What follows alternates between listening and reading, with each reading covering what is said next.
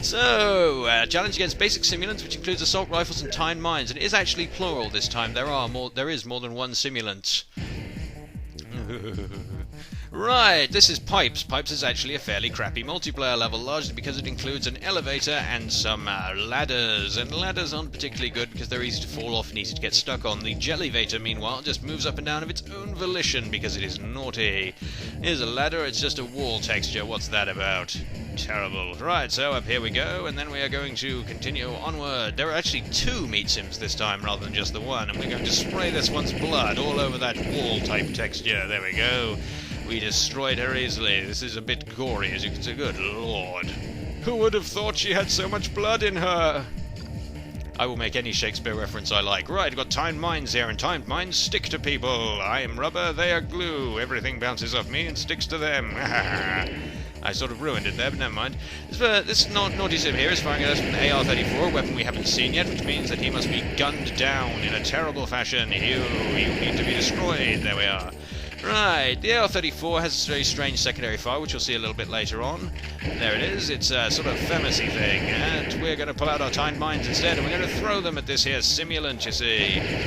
Of course, the reason we call them sims is that this was back in the good old days, back when nobody had really codified what multiplayer terminology should be used. These days we call them bots. But back in those days, we were too busy fighting coal at the bottom of a mine for 26 hours a day. And we were on fire. And we liked it! Yeah, that's right. Okay, so now that we've done that and got rid of that sim, it's going to come back again and try and swipe at us, but it will fail. However, it's picked up that AR-34, which means we'd better give up on these timed mines and whip out our CMPs. We're going to destroy you! As you might also notice, the meat sims hardly have any health either. They are very, very easy indeed. But we're going to get on to easy sims soon enough, because we've had enough of the challenge of meat sims. This is the AR-34. It has a nice zoom on it at least, but it's got that weird secondary fire, so it's not that good at all. You get out of it. I'm trying to explain things to the people. As you can also see, it's nice and powerful. The nasty thing about these pipes here is that if you manage to knock someone off, it counts as suicide, which means that matches here can take an awfully long time and be very frustrating. However, we are not going to be frustrated because we're awesome at everything. We're instead going to just fire shit at that wall. Here we go. We'll go up this ladder here, and we will hunt them down and use our gunnery upon them. You get out of it. Right, so that's that one out the way, and the other one's going to try to use the elevator. Stop using the elevator. Right, so this is the secondary mode. It is use scope.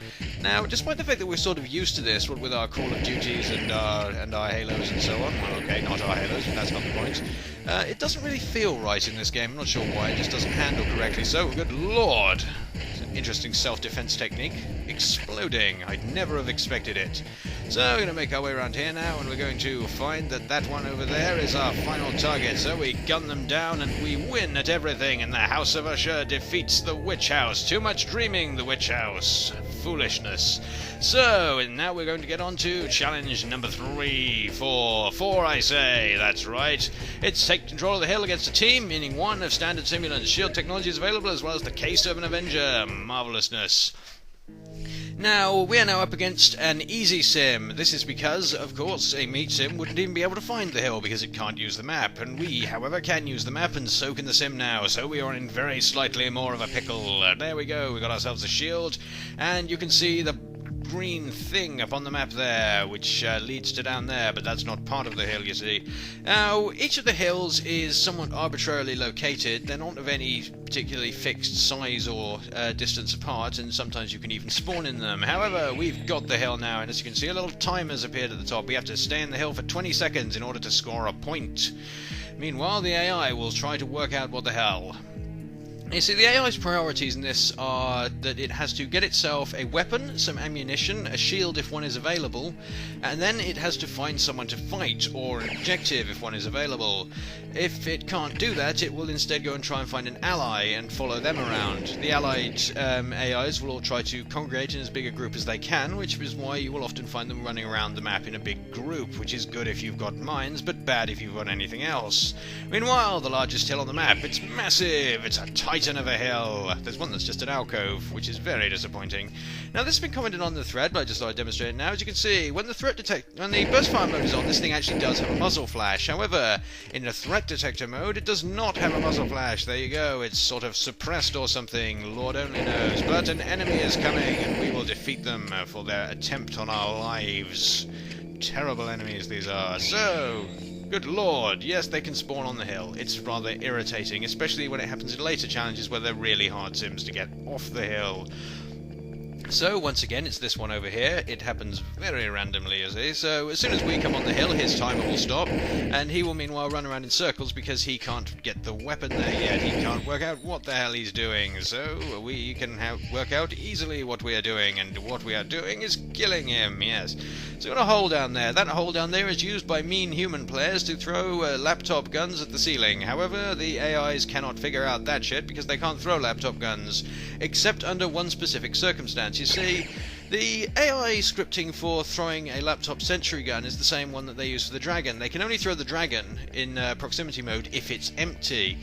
Now, I'm sure you can see where this is going already. It also means they can only throw the laptop gun in sentry mode if that is empty, which makes it sort of useless. You'll occasionally find an AI-controlled sentry gun lurking around, but it will always have no ammo in it, and will turn to face you uselessly. In fact, it won't even turn to face you. As you can see, this hill's a bit weird because the front face of these two nobelisks are included in it, but we don't care because we are about to win the mission, and the AI isn't even going to try to stop us this time. It knows of our awesomeness, you see.